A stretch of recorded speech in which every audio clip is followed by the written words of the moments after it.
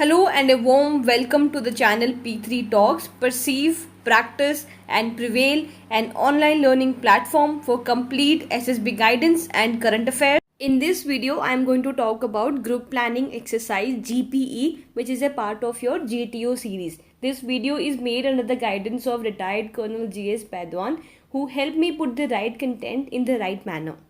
So what is GPE? तो अगर simple language में हम समझें, अगर simple day to day life problems को, 3-4 प्रॉब्लम्स को क्लब कर दिया जाए, सिंपल SRTs को क्लब कर दिया जाए, तो वो बन जाएगा आपका ग्रुप प्लानिंग एक्सरसाइज. इसमें क्या होता है, आपकी प्रॉब्लम सॉल्विंग एबिलिटी देखी जाती है कि आप कितना अच्छे से प्रॉब्लम्स को समझ सकते हैं, उनको प्रायोरिटाइज कर सकते हैं, and with in A time constraint आपके ऊपर थोड़ा सा प्रेशर भी होगा, वहाँ पे आपको किसी जगह पे पहुँचना होगा किसी टाइम से पहले, उसमें आप उस प्रॉब्लम को कैसे सॉल्व करते हैं. लेटर ऑन उसी प्रॉब्लम पे आपका ग्रुप डिस्कशन भी होता है, तो उसमें it will be checked how effectively you are putting your points forward, कितना अच्छे से आप ग्रुप में एडजस्ट कर सकते हैं. तो बिफोर वी मूव फॉरवर्ड, एक चीज़ आपने हमेशा ध्यान रखनी है कि GTO आपको वहाँ पे जो भी ब्रीफिंग देंगे आपने बहुत ही ध्यान से सुनना है. आपने उनको ऐसे सुनना है कि आप ये सारी ब्रीफिंग्स को पहली बार सुन रहे हैं. You have to be very very attentive, otherwise you will miss out some important points. So let's get started. GPE जो होता है वो आपका सेकेंड टास्क होता है इन GTO सीरीज. ऑलरेडी अवेयर कि जो पहला टास्क होता है वो होता है group discussion. Total of 9 task आपकी कंडक्ट किए जाते हैं GTO सीरीज में, एंड ग्रुप प्लानिंग एक्सरसाइज आपका सेकेंड टास्क होता है जो इंडोर कंडक्ट किया जाएगा. सो GPE जो है वो आपकी 4 फेजेस में कंडक्ट किया जाता है. 4 फेजेस को हम डिटेल में देखेंगे. एक बार आउटलाइन देख लेते हैं. तो phase 1 GTO explains the wooden model. Phase 2 GTO will read out the narrative for you. Phase 3 candidates have to give solutions in the written form. Phase 4 group discussion to arrive at a group solution. We go on to the phase 1. Remember कि आपको जो भी story दिया जा रहा है, जो भी प्रॉब्लम दिए जा रहे हैं, उसमें आपने अज्यूम करना है that in A group you have 10 candidates. तो वहाँ पे GTO में भी जब आप टास्क कर रहे हैं, आपका जो ग्रुप होगा वो नॉर्मली 10 कैंडिडेट्स का ही होगा. तो आपने GP में भी अज्यूम करना है कि आप लोग 10 लोग हैं. सी फेज 1. सो इसमें क्या होता है, the GTO will explain A wooden model. You can see in the picture, यहाँ पे बीच में एक वुडन मॉडल रखा हुआ है, या फिर कोई एक स्केच होगा, या फिर प्रोजेक्टर पे वो आपको ये पूरा जो है मॉडल शो करेंगे. Now he is going to explain the wooden model fairly slowly but only once. यानी कि सिर्फ एक बार वो आपको ये पूरा एक्सप्लेन करने वाले हैं. So I would recommend try and understand the various features of the model properly. First thing, he will show you the north and the scale. तो आप वो जो मैप है या फिर जो मॉडल है उस पर वो दिखाएंगे कि इस डायरेक्शन में नॉर्थ है, एंड एक आपको स्केल दी जाएगी. मॉडल ही विल शो यू कि नॉर्थ किस डायरेक्शन में है. ऑल्सो वो आपको स्केल बताएंगे. Now this scale will give you the total distance and the time taken to cover the distance. For example, इस मॉडल के लिए जो स्केल दिया गया है वो है 10 centimetre is equal to 2 kilometres. इसका मतलब इस मॉडल पे जो 10 सेंटीमीटर्स होंगे वो आपको डिनोट करेंगे 2 किलोमीटर्स. से फॉर एग्जाम्पल, आपको जाना है टी शॉप से बापू धाम. अब यहाँ पे एरो लगा के लिखा हुआ है बापू धाम 15 किलोमीटर्स. इसका मतलब इस पर्टिकुलर पॉइंट से आगे 15 किलोमीटर्स के बाद बापू धाम है. अगर आपको ये टोटल पता लगाना हो कि टी शॉप से बापू धाम जाने में कितना टोटल डिस्टेंस होगा, कितना टोटल टाइम लगेगा, उसके लिए आपको स्केल का यूज़ करना पड़ेगा. तो टी शॉप से अगर इस पॉइंट की मैं बात करूँ तो ये डिस्टेंस होगा अप्रॉक्सीमेटली 10 सेंटीमीटर्स. 10 सेंटीमीटर है, एंड स्केल के हिसाब से ये जो डिस्टेंस है ये हो जाएगा 2 किलोमीटर्स. एंड ऑलरेडी यहाँ पे 15 किलोमीटर लिखा हुआ है बापू धाम, तो 15 + 2 makes it 17 kilometre. So from tea shop Bapu Dham जाने के लिए 17 किलोमीटर का डिस्टेंस है. तो अब आप इजीली टाइम टेकन निकाल सकते हैं कि कितना टाइम लगेगा टी शॉप से लेके बापू धाम जाने में. सो this is the use of the scale. The GTO will explain important roads and tracks. He is going to explain to you the various roads and tracks on the model. जो model आपको दिया जा रहा है उस पे जितनी भी रोड्स और ट्रैक्स है उनके बारे में GTO आपको बताएंगे. तो first kind of road that is going to be there is metal road. यानी कि मॉडल पे जो ब्रॉड रेड लाइन होगा that is going to indicate a metal road और ए हाईवे। तो यहाँ पे आप एग्जाम्पल में देख सकते हैं, इस पर्टिकुलर मॉडल में जो रेड ब्रॉड लाइन दिख रहा है ये एक मेटल रोड है, ये एक हाईवे है। एंड रियल लाइफ में ऐसा आपको हाईवे दिखता है। This is a real picture of highway. Second one, model पे जहाँ पे भी आपको 2 डॉटेड रेड लाइन दिखेंगे that is going to indicate an unmetalled road, यानी कि वो एक कच्चा रोड होगा, एक मेटल रोड नहीं है। यहाँ सी इन द एग्जाम्पल, यहाँ पे है अनमेटल रोड, ये एक कच्चा रोड है। हम रियल लाइफ पिक्चर देखें कच्चा रोड का तो वो ऐसा कुछ दिखता है। So this is an unmetalled road और एक कच्चा road. Third kind of track जो होने वाला है that is going to be single dotted red line. अब यहाँ पे आप मैप में देख सकते हैं कि एक सिंगल डॉटेड लाइन आपको दिख रही है। तो this is going to indicate a foot track, जिसे पगडंडी भी बोलते हैं। अगर रियल लाइफ पिक्चर देखिए हम पगडंडी का तो वो ऐसा कुछ दिखता है। तो this is a real life picture of पगडंडी। के अलावा जहाँ पे भी आपको 2 ब्लैक पैरेलल लाइंस दिखेंगी एंड उसके ऊपर कट्स होंगे that is going to indicate a railway line. इस पर्टिकुलर मॉडल में आप देख सकते हैं यहाँ पे आपको रेलवे लाइन दिख रहा है। तो this is a railway line. Let us see कि ये सारे जो इन्फॉर्मेशन है वो आपको क्यों दी जा रही है, आपको डिफरेंट काइंड्स ऑफ रोड्स और ट्रैक्स के बारे में क्यों बताया जा रहा है, ताकि आप उसको प्रॉब्लम सॉल्विंग में यूज करें। से फॉर एग्जाम्पल आपको प्लेस ए से प्लेस बी जाना है। नाउ वहाँ ए से बी में जाने में आपको कितना टाइम लगेगा, it would depend on the route that you are taking. आप मेटल रोड से जा रहे हैं तो डेफिनेटली आपकी स्पीड ज़्यादा होगी। आपको जो वहाँ पे मेटल रोड पे व्हीकल्स मिल सकते हैं वो डिफरेंट होंगे। अगर आप अनमेटल रोड से जा रहे हैं तो डेफिनेटली स्पीड और कम होगा। एंड अगर आप पगडंडी से जा रहे हैं तो स्पीड और कम होगा। उसमें काफ़ी सारे हिडन रिसोर्सेज भी आपको अलग तरीके के मिलेंगे। तो when you are solving the problem ये सारी चीज़ें आपने ध्यान रखनी है कि आप कौन सा रास्ता यूज़ कर रहे हैं। Next he is going to explain you various towns and villages in the area. जैसे ये वाले मॉडल में you can see Bapu Dham, यहाँ पे विलेज बलवंत नगर है, रामनगर टाउन है। तो वो सारी चीज़ें आपको जीटीओ बताएंगे कि कहाँ पे टाउन है, कहाँ पे विलेजेस हैं। Next, in addition anything which is painted blue on the model is going to indicate water body. जैसे कि यहाँ पे इस मॉडल पे जो आपको ब्लू में दिख रहा है दैट इज़ रिवर कावेरी, जो आपको जीटीओ इन्फॉर्म करेंगे। जो भी ब्लू में होगा वो या तो सी होगा, ओशन होगा, रिवर होगा, लेक होगा या फिर कोई एक पॉन्ड होगा। Next, he will then give out the general layout of the ground to include mountains, hills और forest। जैसे इस मॉडल पे आप देख सकते हैं वैसे एक ब्लैक एंड वाइट मॉडल है, वहाँ पे आपको कलर्ड दिखेगा। जो भी बहुत सारे ट्रीज जहाँ पे होंगे वहाँ पे फॉरेस्ट होंगे एंड माउंटेन्स जहाँ पे भी होंगे तो जीटीओ विल इन्फॉर्म यू कि यहाँ पे माउंटेन्स है, यहाँ पे फॉरेस्ट है, यहाँ पे हिल्स है। Next the GTO will explain various resources available to you. And 2 तरीके के रिसोर्सेज होते हैं। The first one is obvious resources. Obvious resources वो रिसोर्सेज हैं जो आपको मॉडल और स्केच पे इजीली विजिबल होते हैं, जो यानी कि दिया होता है। से फॉर एग्जांपल मैंने आपको इस मॉडल पे बताया था कि एक रिवर है कावेरी, तो अगर कावेरी के साइड में कुछ बोट्स का साइन बना हुआ है तो definitely that is an obvious resource कि रिवर के साइड में बोट्स भी हैं। तो obvious resources are very easy to identify, easily आपको मॉडल पे दिख जाएंगे। Second thing is hidden resources. Now hidden resources आपको खुद ढूंढने होते हैं। जब आप प्रॉब्लम को सॉल्व करेंगे तो कुछ ऐसी चीज़ें हैं, रिसोर्सेज हैं जो डायरेक्टली मॉडल पे नहीं दिख रही हैं। से फॉर एग्जांपल मॉडल पे ये तो दिख रहा है कि there is a highway, but highway पे ट्रैफिक नहीं दिख रहा है। That you have to assume that a highway indicated by broad red line will have heavy vehicles like truck, bus, taxi, car और ट्रॉली। तो ऐसी जो चीज़ें हैं उनसे आप लिफ्ट ले सकते हैं। You can always take a lift from a bus और ए कार। तो वो एक हिडन रिसोर्स हो गया आपका जो आपको खुद ढूंढना होता है। This is the end of phase 1 जहाँ पे आपको वुडन मॉडल के बारे में सारी इन्फॉर्मेशन मिल गई है। प्लीज़ रिमेंबर, जब भी आपको जीटीओ सारी चीज़ें एक्सप्लेन कर रहे हैं मॉडल पे, मॉडल को बहुत ही केयरफुली देखना है आपने एंड हर एक डिटेल को अपने दिमाग में रजिस्टर करना है। Let's move on to the next phase, that is phase 2।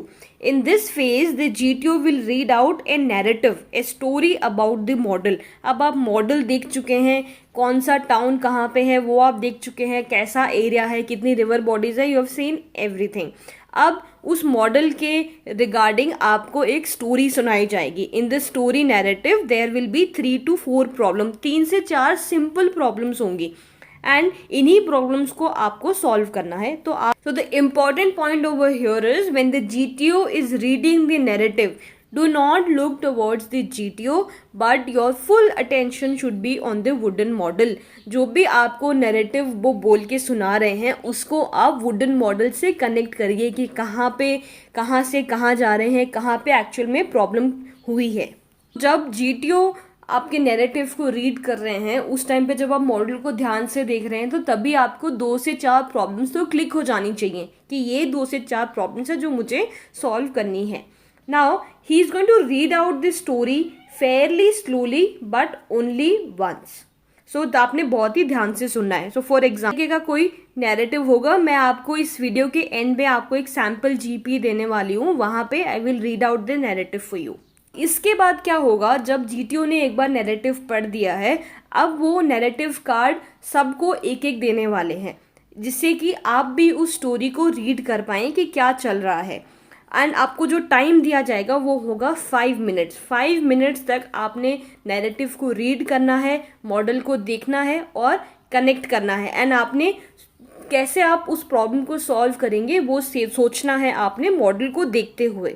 जैसे ही 5 मिनट खत्म होंगे the narrative card will be taken back, यानी कि 5 मिनट के बाद आप नैरेटिव को दोबारा नहीं देख सकते. यानी कि सारी जो प्रॉब्लम्स हैं आपने नैरेटिव को पढ़ के सिर्फ प्रॉब्लम्स का ध्यान रखना है कि ये प्रॉब्लम्स हैं एंड मुझे ये सॉल्व करना है एंड मुझे इतने बजे एट द एंड वापस पहुंचना है. बाकी सारी चीज़ें जो सोल्यूशन वगैरह हैं वो आप वुडन मॉडल को देख के लिख सकते हैं. When you are writing the solution इसके बाद तब आपके सामने वुडन मॉडल होगा बट आपके पास नैरेटिव नहीं होगा. इसीलिए ये जो 5 मिनट है ये आपके लिए बहुत ज़रूरी है. एकदम कॉन्सेंट्रेट करके आपने नैरेटिव को रीड करना है एंड मॉडल से कनेक्ट करना है. एंड ऑफ फेज 2 जहाँ पे आपने नैरेटिव को एक बार सुन लिया है and you have got 5 minute जहाँ पे आपने नैरेटिव को ठीक से पढ़ लिया है and you have understood the story very properly. Let's move on two phase 3.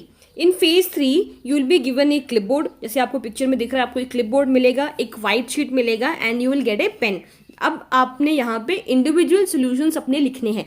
Solutions कैसे लिखना है I am going to explain. इस पूरी प्रोसेस के लिए, पूरे फेज 3 के लिए आपको जो टाइम मिलेगा that will B only 10 minutes. तो 10 मिनट्स में आपने पूरा सोल्यूशन लिखना है. इसीलिए you need to know a right strategy कि किस तरीके से सोल्यूशन लिखना है ताकि आप 10 मिनट्स में इसको कंप्लीट कर पाएं. That you to write is problems. ऐसे आप हेडिंग डालिए, सबसे ऊपर प्रॉब्लम्स लिखिए. नाउ प्रॉब्लम्स में आपने लाइन से प्रॉब्लम्स लिखनी है जो आपने आइडेंटिफाई करी हैं स्टोरी के थ्रू. जो आप प्रॉब्लम्स लिखेंगे वो आपने एकदम शॉर्ट में लिखनी है एंड आपने जो प्रॉब्लम्स लिखनी है वो प्रायोरिटी वाइज लिखनी है. यानी कि जो फर्स्ट में आप प्रॉब्लम लिख रहे हैं that should be your priority number 1, यानी कि सबसे पहले आप उसको सॉल्व करने वाले हैं. Then priority number 2, then 3, then 4. One while identifying the problems, just ensure the following. First one, priority 1 is to be given to human life. तो जहाँ भी human life at stake है वहाँ पे आपने priority number 1 देना है. उसमें भी 2 तरीके के केसेस हो सकते हैं. There can be one problem जहाँ पे कुछ ही लोगों की लाइफ at stake है and there can be a problem जहाँ पे बहुत सारे लोगों की लाइफ at stake है. तो आप obviously numbers का भी ध्यान रखेंगे. जहाँ पे ज़्यादा लोगों की लाइफ at stake है उसको आप higher priority देंगे. Priority number 2 is to be given to human dignity. This is very clear. Priority number 3 is to be given to the government property. तो इस तरीके से आपने प्रॉब्लम्स लिखनी है. नेक्स्ट चीज़ आपने जो लिखनी है वो है आपने ग्रुप को डिवाइड करना है क्योंकि प्रॉब्लम्स अलग अलग हैं. आप 10 लोग हैं तो और आपके पास टाइम कम है तो डेफिनेटली आपने हर एक प्रॉब्लम के लिए कुछ नंबर ऑफ पीपल आइडेंटिफाई करने पड़ेंगे कि ये दो लोग ये टास्क करेंगे, ये 3 लोग ये टास्क करेंगे. तो you have to divide the group. तो प्रॉब्लम्स हो गई, उसके बाद डिवाइड द ग्रुप. इस तरीके से आप लिख सकते हैं 3 + 2 + 2 + 3. फॉर एग्जाम्पल अगर 4 प्रॉब्लम्स है तो इट विल ऑटोमेटिकली मीन कि जो प्रॉब्लम नंबर 1 है उसके लिए 3 लोग जा रहे हैं, प्रॉब्लम नंबर 2 के लिए 2 जा रहे हैं, 3 के लिए 2 एंड 4 के लिए 3. Now this will again depend on the story. और ये आप अपने हिसाब से भी कर सकते हैं. अगर आपको लगता है कि जो प्रॉब्लम नंबर 1 है उसमें सिर्फ 2 लोगों की जाने की जरूरत है, यू कैन ऑलवेज टेक 2. एंड आपको लगता है प्रॉब्लम नंबर 2 में आपको 3 लोग भेजने पड़ेंगे या 4 लोग भेजने पड़ेंगे, you can always send them. There is no problem in that. आपने सॉल्यूशंस लिखना स्टार्ट करना है, ऐसे सोल्यूशन नंबर 1, फिर कुछ नीचे लिखना है सोल्यूशन नंबर 2, 3, 4. नाउ सी हर सोल्यूशन में आपने क्या क्या चीज़ें लिखनी है. This is just a suggested method to give your solution. You can make your own method also. So solution number 1, यहाँ पे solution number 1 के नीचे आपने क्या लिखना है वो मैं explain कर रही हूँ. तो solution number 1, पहले आप लिखेंगे candidate number और chest number 1 and 2 will move from this place to this place. वो आप wooden model देख के लिखिए कि कहाँ पे at present वो हैं एंड कहाँ पे वो प्रॉब्लम जाके उन्हें सॉल्व करनी है. That you have to write कि वो यहाँ से यहाँ गए. Second, you have to write mode of transport कि वो वहाँ कैसे गए. दे टुक ए लिफ्ट, और वो बस से गए या फिर वो फेरी से गए या फिर वो ट्रेन से गए. हाउ आर दे गोइंग वो आपने लिखना है. थर्ड, आपने टोटल डिस्टेंस ट्रैवल्ड लिखना है from place A to place B. जो कैंडिडेट नंबर 1 and 2 गए हैं उनको कितना टोटल डिस्टेंस ट्रैवल किया वो आप स्केल के थ्रू पता लगा सकते हैं. एंड कितना टोटल टाइम लगा.